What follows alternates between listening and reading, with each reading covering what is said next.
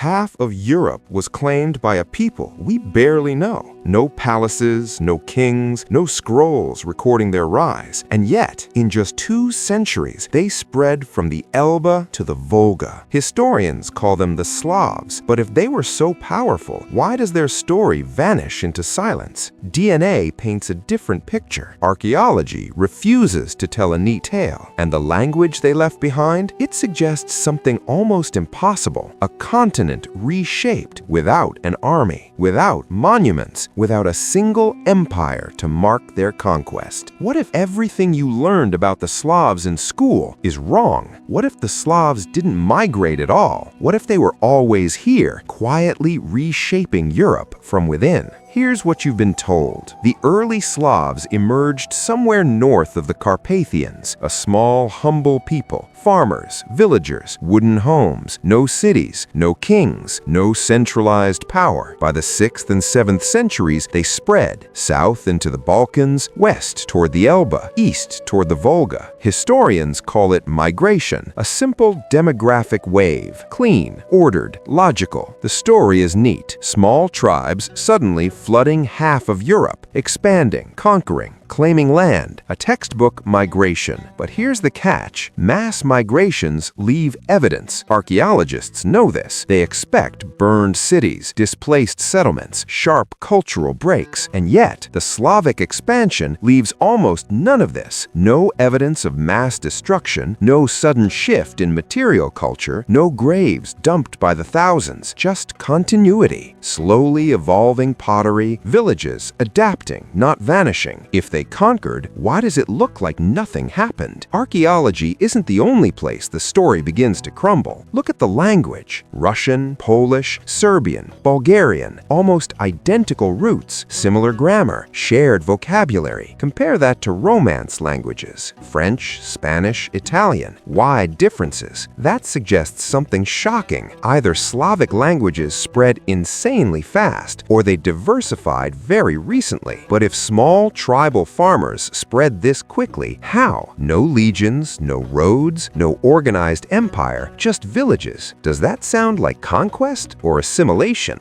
DNA tells a similar story. Poles cluster genetically with Central Europeans. Bulgarians carry Balkan signatures. Russians overlap with Baltic and Finnic groups. If the Slavs were one explosive migration, why isn't there a single dominant genetic signature? Why don't they look like one uniform ancestral group sweeping across Europe? Instead, we see deep mixture, layers of ancestry blending over centuries, and archaeology confirms it. Wherever Slavic villages appear, traces of prior populations remain. Local pottery, local traditions, local graves. So, the official story breaks down. The Slavs didn't simply invade, they didn't replace people. They merged, they adapted, and the deeper the research goes, the stranger it gets. The more we dig, the less sense the migration story makes. Some historians once claimed much of Eastern Europe was almost empty before the Slavs arrived, a blank canvas, easy to settle, fast to spread. But archaeology disagrees. Goths, Dacians, Baltic tribes, Romanized communities in the Balkans, they were already there. They didn't vanish. They didn't suddenly disappear into the soil. So how did the Slavs expand so fast without erasing what came before? The social structure may hold a clue. Unlike Rome, unlike the Huns or the Vikings, early Slavs had no empire, no rigid hierarchy, no centralized monarchy, no formal armies. They were flexible, adaptable, resilient. When they entered new lands, they didn't destroy. They merged, intermarried, shared language, adopted traditions. Gradually, identities shifted, not through violence, not through conquest, through social gravity. This explains the DNA mixture. This explains the archaeological continuity. This explains the linguistic explosion. And yet, a deeper question remains. Where did this ability to expand socially come from? Was it cultural simplicity, strategic genius, or even something more radical? What if the Slavic expansion wasn't a beginning at all? What if the tribes labeled Slavic were already scattered across Eastern Europe, sharing roots long before anyone wrote their name down? If true, the Slavic migration wasn't outward, it was recognition, a network, realizing itself. The Slavs didn't appear from nowhere. They were always here, fragmented, invisible to chroniclers, labeled only when historians tried to define them. What we see as a migration wasn't a mass movement of people at all. It was a slow, deliberate expansion of identity, a network of tribes merging and coalescing over centuries, reshaping Europe quietly, without swords or fortresses. The Carpathian region, modern-day Ukraine and southern Poland, wasn't a launchpad of conquest. It was a cultural pore, a nucleus of influence. From there, waves of identity radiated: language, farming methods, marriage alliances, shared customs. Over 200 years, that was enough. Enough to reshape a continent. Enough to leave marks in DNA, in villages, in languages, without leaving a single empire behind. The Slavic migration may not have been a migration at all. It may have been the moment scattered tribes unified under a shared name.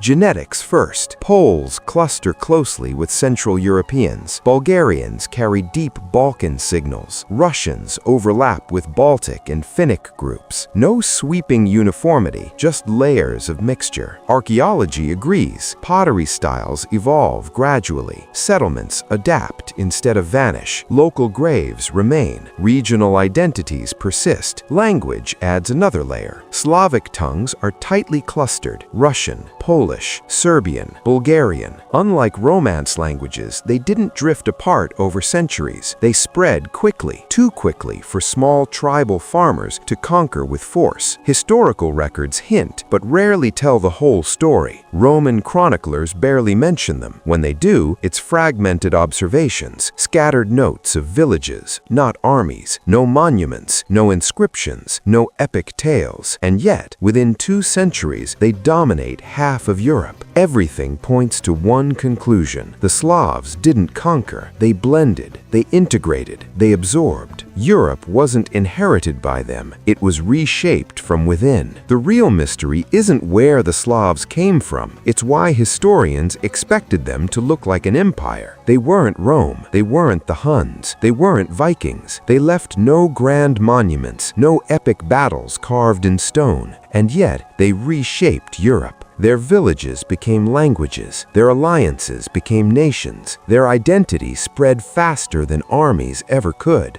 deeper than conquests ever reached. Today, over 300 million people speak Slavic languages. Across forests, rivers, and plains, a network of tribes once invisible quietly became the backbone of Europe. The Slavs didn't inherit Europe. They transformed it from within. And they did it without leaving ruins behind. What if all the history you learned about migration, conquest, and empire is only half the story? Because sometimes the most powerful force isn't the sword or the legion, it's identity, it's culture. It's the invisible currents that shape a continent quietly, patiently, and utterly unstoppable.